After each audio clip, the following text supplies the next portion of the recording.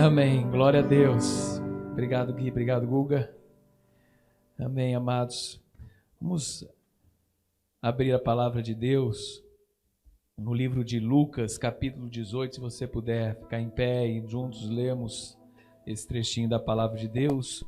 Lucas, capítulo 18, o verso é 31. Verso 31. É o finalzinho aí desse capítulo. Lucas, capítulo 18, verso 31. Chamando os 12 para o lado, Jesus lhes disse. Aqui antes, tem algumas parábolas do publicano, tem também sobre o perigo das riquezas, É um capítulo muito rico da palavra de Deus. Daí Jesus, após isso, chama os 12 de lado e fala: Eis que subimos para Jerusalém, onde se cumprirá tudo o que está escrito por meio dos profetas a respeito do Filho do Homem. Ele será entregue aos gentios, que vão zombar dele, insultá-lo, cuspir nele. Depois de açoitá-lo, eles o matarão, mas ao terceiro dia ressuscitará. Eles, porém, não entenderam nada disso. O significado dessas palavras lhes era encoberto, e eles não sabiam do que Jesus estava falando. Aconteceu que quando Jesus se aproximava de Jericó, um cego estava sentado à beira do caminho pedindo esmolas. E ouvindo o barulho da multidão que passava, perguntou o que era aquilo. Anunciaram-lhe que era Jesus o Nazareno que estava passando. Então ele gritou: Jesus, filho de Davi, tenha compaixão de mim. E os que iam na frente o repreendiam para que se calasse. Mas ele gritava cada vez mais: Filho de Davi, tem compaixão de mim. Jesus parou e mandou que trouxessem o cego. E tendo ele chegado, Jesus perguntou: O que você quer que eu lhe faça? E ele respondeu: Senhor, que eu possa ver de novo. E Jesus lhe disse: Pois então, veja, a sua fé salvou você.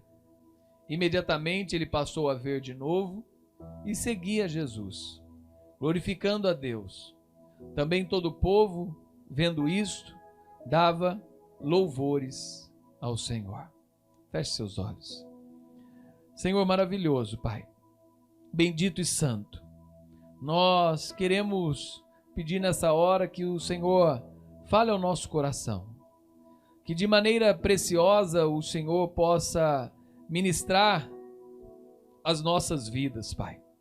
Através desse lindo capítulo de Lucas 18, que começa com oração, fala sobre adoração, fala sobre riquezas, fala sobre a sua morte e ressurreição, Pai. E fala sobre, Senhor, a fé de um cego que se tornou seguidor de Cristo. Que o Senhor nos ajude, Senhor, a entender esta palavra. E que o Senhor nos ajude, Senhor, a nos aproximarmos de Ti com fé. Em nome de Jesus. Amém e amém. O capítulo, pode se assentar. O capítulo abre falando de uma parábola, do juiz iníquo. Alguns de vocês devem conhecer, outros devem lembrar ela de leve, e outros devem ter ela na sua mente. Fala que Jesus contou uma parábola para mostrar que deviam orar sempre e nunca desanimar. Em certa cidade havia um juiz que não temia Deus nem respeitava ninguém. Havia também naquela cidade uma viúva que sempre o procurava dizendo: julgue a minha causa contra o meu adversário. Por algum tempo ele não quis atender, mas depois pensou assim: é bem verdade que eu não temo a Deus, nem respeito ninguém. Porém, como essa viúva fica me incomodando, vou julgar a sua causa, para não acontecer que por fim venha molestar-me. Então o Senhor disse: ouçam bem o que esse juiz iníquo diz. Será que Deus não fará justiça aos seus escolhidos, que a Ele clamam dia e noite, embora pareça demorado para defendê-los? Diga a vocês que depressa lhes fará justiça. Contudo, quando o Filho do Homem vier, será que ainda encontrará fé sobre a terra? É uma pergunta que às vezes a gente faz, né? Ao olhar para o mundo, o amor tem se esfriado. Não é só uma profecia da palavra de Deus, mas o amor de muitas pessoas tem se esfriado e muitas pessoas têm se afastado de Deus. E aqui, esse capítulo começa falando sobre que nós devemos orar continuamente, clamar continuamente a Deus, mesmo que muitas vezes a gente não tenha resposta. Essa mulher, ela estava diante de um juiz, e um juiz que não queria atender, um juiz que não ia atender, um juiz que não fazia nada para atender aquela moça, né? E não tinha vontade nenhuma de resolver aquela causa. Mas que pela insistência, né, e pela perseverança daquela mulher, ele acabou falando: ó, eu vou atender, vai. Aqui não venha me molestar. Então aqui tem alguns princípios do poder da oração e alguns princípios para a nossa vida de não desistir. Mesmo quando nós não encontramos resposta, mesmo quando nós não temos resposta, mesmo quando nós não somos atendidos naquilo que nós solicitamos. Primeira coisa aqui é não desistir. E saber, né, uma segunda coisa, e saber que Deus ouve a nossa oração. Que Deus está ouvindo. Mesmo nesse momento Ele não respondendo, mesmo não atendendo como nós queríamos que Ele atendesse, porque o nosso desejo é que, ao falar, Deus responda. Ao falar, Deus fale, né? Ao falar, nós possamos enxergar o milagre acontecer. Mas não é isso que sempre acontece. Não é isso que acontece. E nem muitas vezes acontece aquilo que nós desejamos que aconteça. Jesus aqui estava falando, nesse trecho que eu li, de algo que os discípulos não queriam que acontecesse.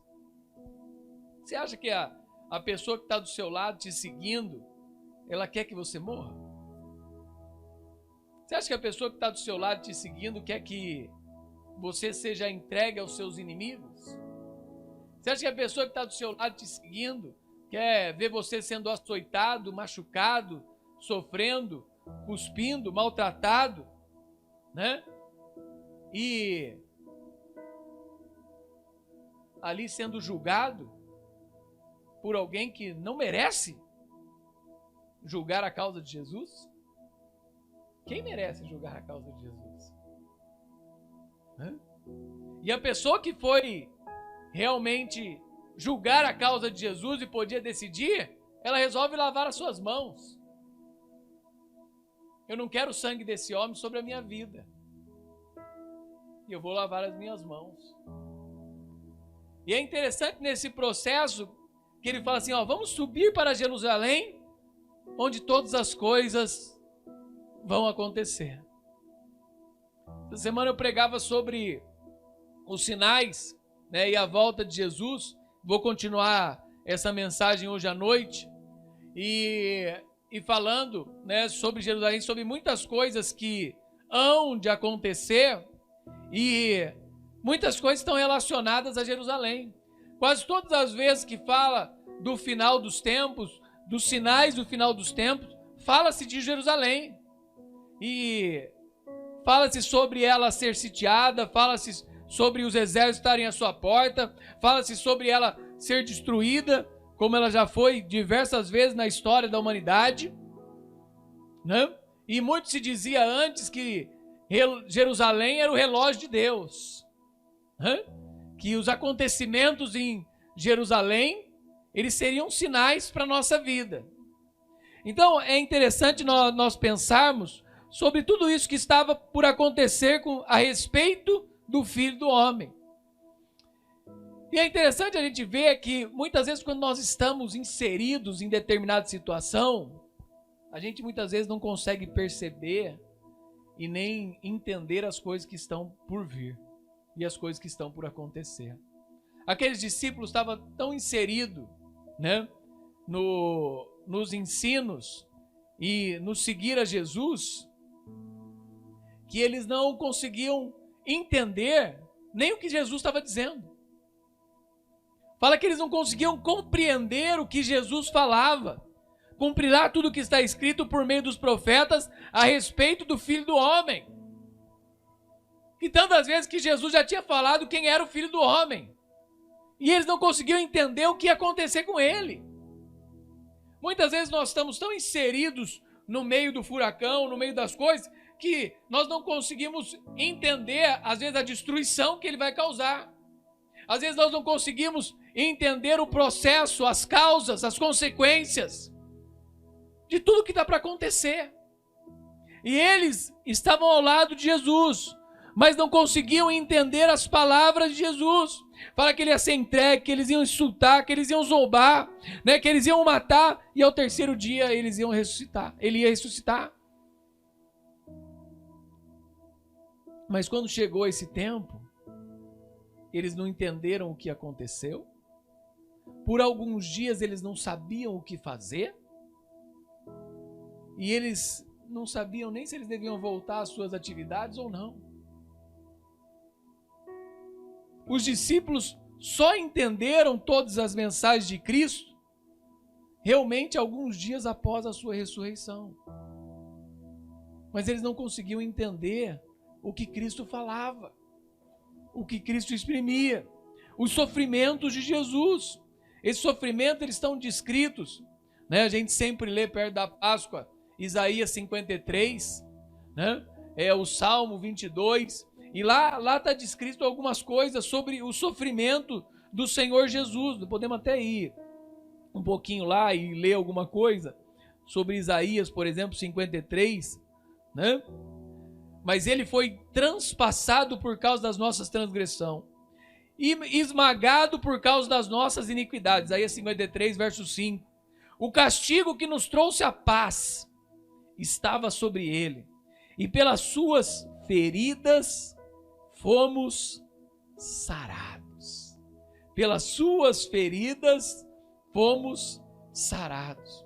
E é interessante esse processo, né? E o verso 34 fala: eles, porém, não entendiam nada disso. Não entendiam nada disso.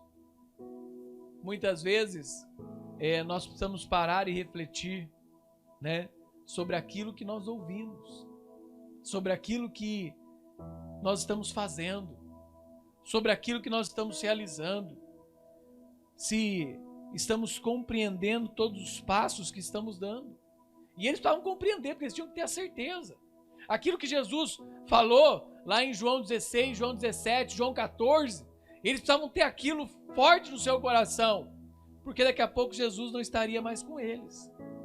E eles precisavam do Consolador.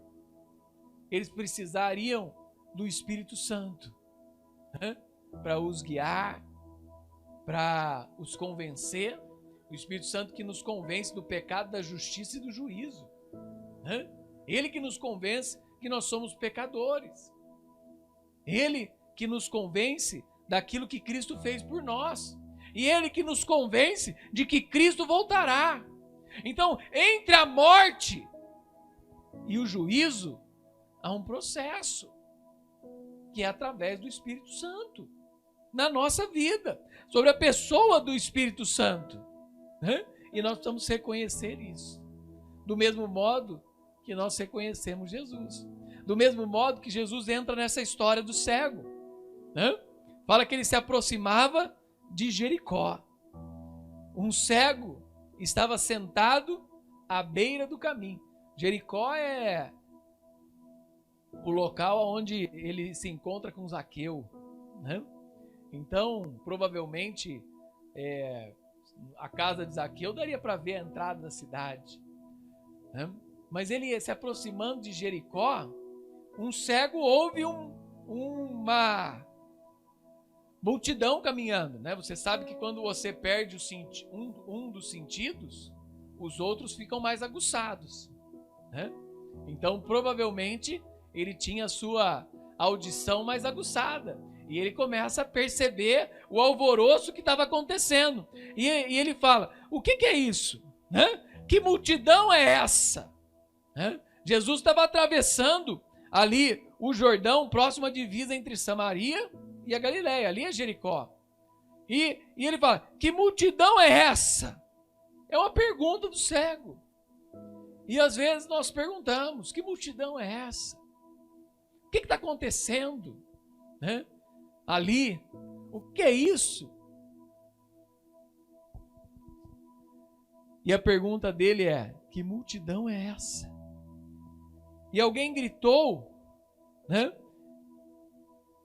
E alguém lhe falou, anunciaram-lhe a Jesus o Nazareno. E as pessoas falaram para ele, é Jesus o Nazareno, é Jesus de Nazaré. É Jesus de Nazaré que está chegando. Naquela mesma terra que falaram assim, mas de Nazaré pode sair alguma coisa boa?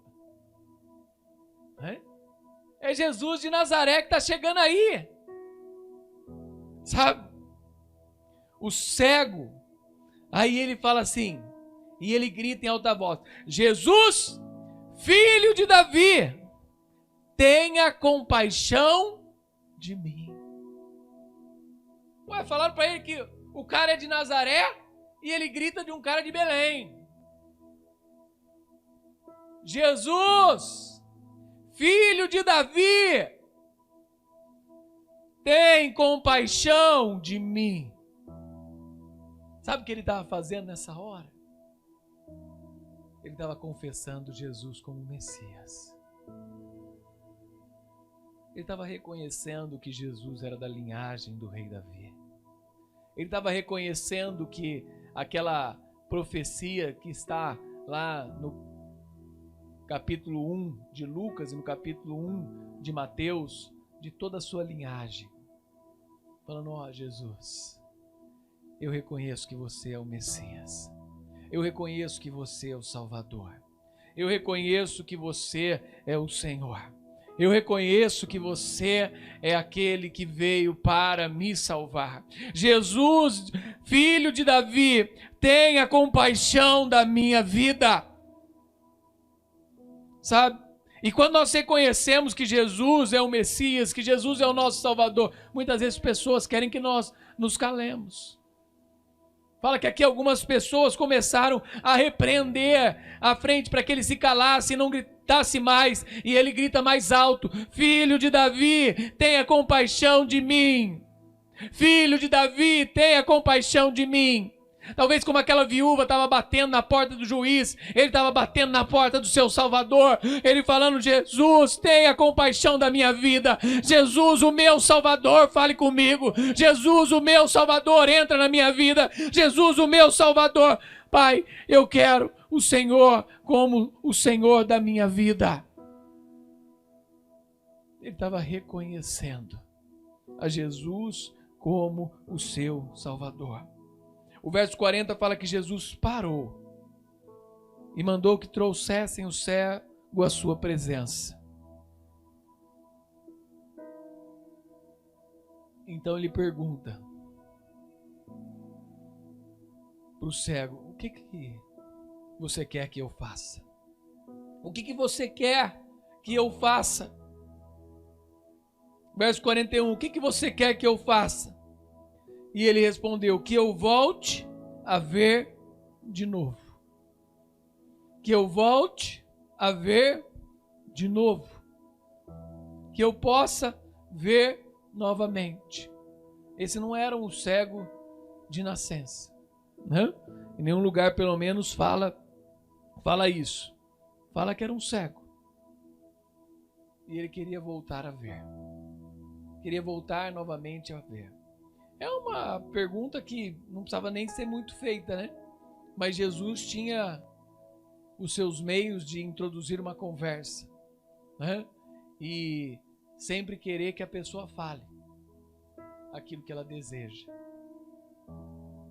Dentro de um princípio de oração, nós falamos de não desistir, de Deus ouvir a nossa oração, de nós permanecermos sempre, mas também de nós confessarmos e professarmos com a nossa boca aquilo que nós desejamos, aquilo que nós queremos, aquilo que o Senhor está esperando de nós. O que você quer que eu lhe faça?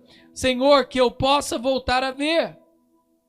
Então Jesus lhe disse: pois então, veja. Pois então, veja. Aqui tem algumas coisas que nós podemos tomar desse trecho para a nossa vida. Primeiro, o cego confessa a Jesus como seu Salvador. O cego reconhece que Jesus é o Messias. O cego professa com a sua boca a sua salvação. Mas o cego também pede aquilo que ele deseja. Aquilo que ele deseja. Ao mesmo tempo, outra coisa que nós tiramos desse texto é que a fé é a base da sua cura. Olha o que Jesus fala logo na sequência. A sua fé salvou você. A sua fé te salvou. Não foram os seus gritos, não foram a sua insistência, mas foi a sua fé. E a fé é a base da cura. A fé é a base dessa cura. O seu clamor motivou Jesus a restaurar a sua vida e a sua vista. O clamor daquele cego o motivou a restaurar a sua vida e a sua vista. A sua fé foi a base da sua cura. Algumas coisas que nós aprendemos com isso. Primeira coisa, não devemos nos calar. Quando temos a oportunidade de professar a nossa fé, quando temos a oportunidade de clamar ao Senhor, quando temos a oportunidade de não desistir e continuar batendo a porta, nós não devemos nos calar. Nós não devemos nos calar. Nós devemos professar. Outra coisa, nós devemos persistir. A persistência, a resiliência, a constância, a disciplina, ela nos ajuda naquilo que nós queremos alcançar. Nem sempre aquilo que queremos é aquilo que Deus vai nos dar, mas com certeza aquilo que Deus vai propiciar para nós é muito maior do que aquilo que nós desejamos. Persista. Continue a sua jornada. Pode pessoas pedir, cale-se, para, não vai dar. No meio do caminho vir alguém com outra proposta. Mas não desista, não se cale, persista. E uma última coisa, ore e busque aquilo que você deseja. Ore e busque aquilo que você deseja. Na primeira parábola, nós aprendemos sobre o dever de orar, de continuar. Na segunda mensagem, sobre não nos calarmos. Continuar persistindo, buscando essa oração e essa obediência ao Senhor Jesus. Há uma mensagem, há um contexto, há uma palavra a ser nos ensinada, mas ao mesmo tempo há algo precioso que Deus quer e deseja falar ao nosso coração. Mas muitas vezes o que mais nós vamos precisar é do Espírito Santo para interpretar, para discernir e para saber aquilo que nós precisamos. Permaneça firme. Saiba que a tua fé te salva. Saiba que a tua fé te cura. Saiba que a tua fé te leva mais perto de Deus. Saiba que você precisa persistir em muitos momentos. Saiba que você precisa orar e buscar. Orar e buscar. Tem pessoas que às vezes só estão orando, mas estão desistindo. Tem pessoas que muitas vezes estão buscando, mas não em oração. Nós precisamos buscar e orar. Clamar a Jesus. Pedir ao Senhor. E confiar nele. Confiar nele.